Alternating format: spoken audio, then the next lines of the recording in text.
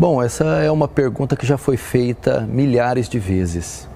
E é triste ver que alguns pastores respondem isso com indiferença e com irreverência, tratando como um tema irrelevante, cometido apenas por adolescentes.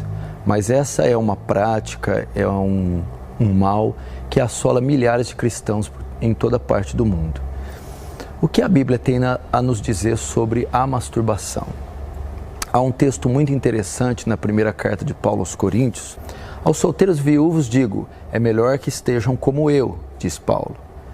Mas se não podem, casem-se. É melhor casar do que se abrasar ou abrasar-se.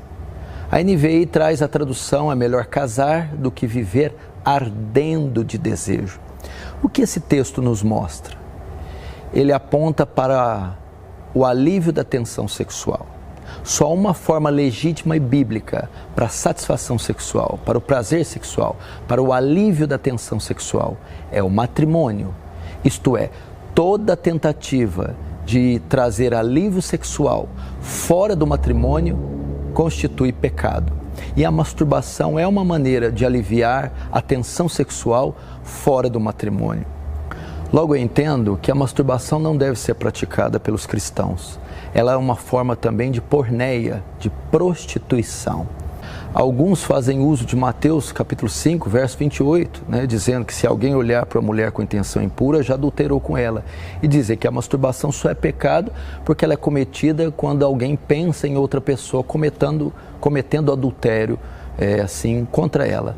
Mas não acredito que seja apenas aí que a prática seja caracterizada como pecado. Como eu disse, toda forma de alívio da tensão sexual fora do matrimônio é pecado. Seja você pensando em alguém ou não pensando, seja você tendo o estímulo A ou B. Deus instituiu somente essa forma legítima, o casamento. Você me diz, mas como um jovem pode aguentar tanto tempo? Se ele já é despertado tão cedo para a sexualidade, como ele vai conseguir ficar sem ter relações até o seu casamento? Como ele vai fazer para ter alívio da tensão sexual? Bom, o texto bíblico não tem culpa se a sociedade está depravada. Na verdade, nós deveríamos guardar os nossos jovens da sensualidade e guardar e preservar a inocência dos nossos jovens. Com certeza, um jovem deveria ter interesse sexual quando ele estivesse já próximo às vésperas de um casamento.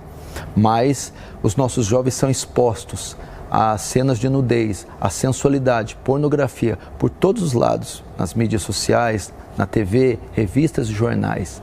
E isso traz neles o estímulo precocemente, fazendo com que a carga e o fardo fique mais pesado.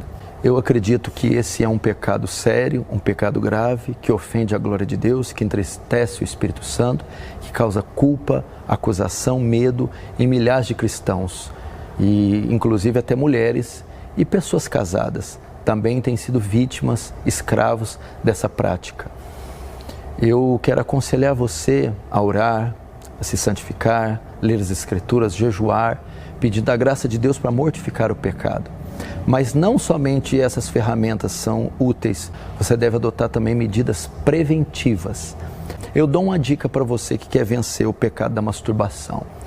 O que está mais próximo do processamento mental, dos nossos pensamentos? A visão.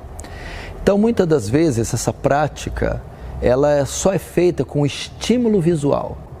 As pessoas que têm o hábito de praticar a masturbação consomem muitas imagens sensuais, imagens de nudez e pornografia. Por essa razão, causam estímulos e elas invariavelmente vão cair nessa prática. Você deve guardar os seus olhos das imagens de nudez, das imagens sensuais, preservando assim a sua mente. Preservando a mente, você não vai ter o estímulo. E junto com os meios da graça, você vai ter mais condição de exercer domínio sobre o desejo dessa prática. Essa é a minha dica para você, jovem, irmão ou irmã, casado ou solteiro, que tem sido escravo dessa prática. Foge, como o apóstolo Paulo diz, da prostituição. Foge desses pecados. Quanto menos contato você tiver com sensualidade, quanto mais você colocar coisas boas diante dos seus olhos, quanto mais a sua mente for saudável, menos você vai cair nessa prática, podendo honrar assim Deus com o seu corpo, com a sua mente, com o seu coração. Deus te abençoe.